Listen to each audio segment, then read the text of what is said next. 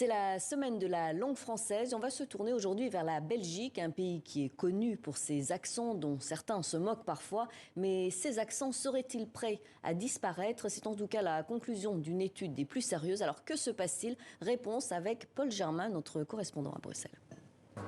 Eh bien Pascal, je vous explique d'abord où je me trouve. Dans le quartier des Marolles à Bruxelles, c'est un des quartiers les plus populaires, les plus pauvres historiquement de la capitale belge, même s'il est menacé aujourd'hui de boboisation. Et c'est un quartier où l'on rencontre encore des habitants qui parlent le vrai bruxellois avec un accent prononcé, le vrai bruxellaire comme on dit ici. Mais tout fout le camp et l'accent bruxellois également, c'est ce que constatent d'éminents linguistes comme Jean-Marie Klinkenberg de l'Université de Liège. D'abord, il faut dire qu'il n'y a pas un accent belge, il y a un accent de Bruxelles, un accent de Liège, un accent de Namur, mais les différences s'estompent, d'une part parce qu'aujourd'hui tout le monde a envie de bien parler, et d'autre part parce qu'à l'ère d'Internet, eh bien, on communique avec les autres, on ne vit plus cloisonné dans son patelin où l'on parle son patois local, et en fait l'accent vient du fait qu'on imite les autres autour de nous, et évidemment si le cercle s'élargit, on devine les conséquences. Mais vous savez,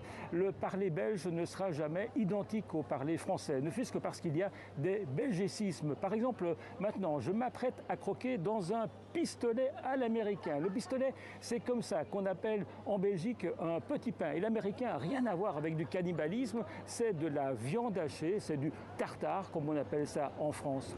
Franchement, vous n'êtes pas comme nous.